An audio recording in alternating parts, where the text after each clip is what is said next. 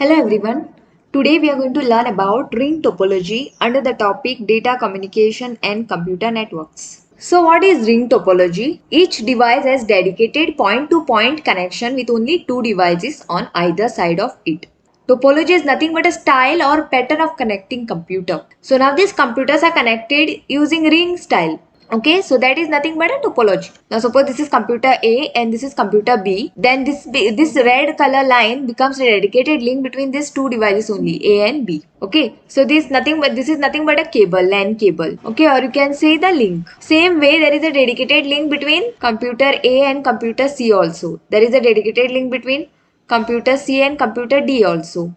There is a dedicated link between computer D and computer E. And finally, there is a dedicated link between computer B and computer E also. So what is the meaning of dedicated? Meaning that link is shared only between those two devices. No other devices can use that link. So signal is passed along the ring in one direction only.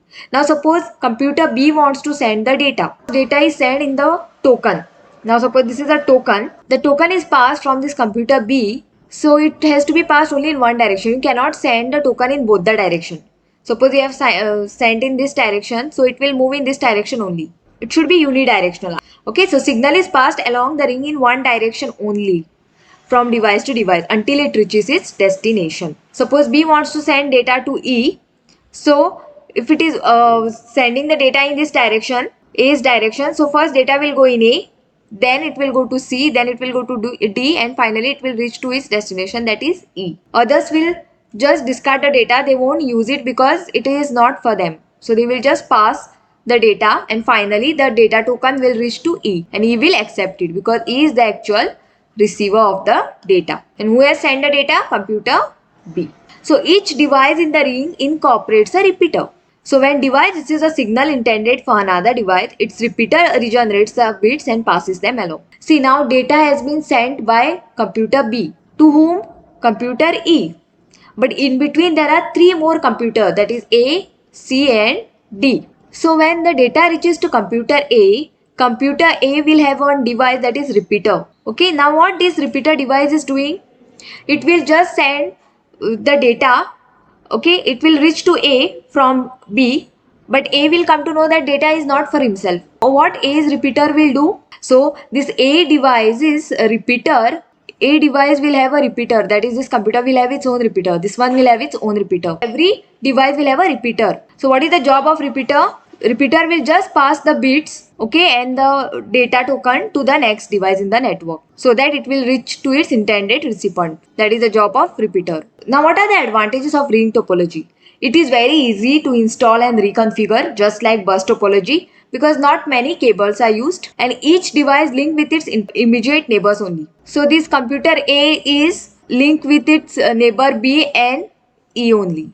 No other computers are directly connected to A. So each device is linked with its only immediate neighbor. So to add and delete device requires changing only two connections. If you want to add more devices in the network, you just have to only change these two links and then you can add more devices. Fault isolation is simplified. You can easily identify the fault if it occurs inside the cable or inside your device. So in a ring, a signal is circulating all the times. Okay, signal or data token is circulated all the times in the ring. So if one device does not receive a signal within a specified period, suppose B device does not receive the signal within a specified period from A.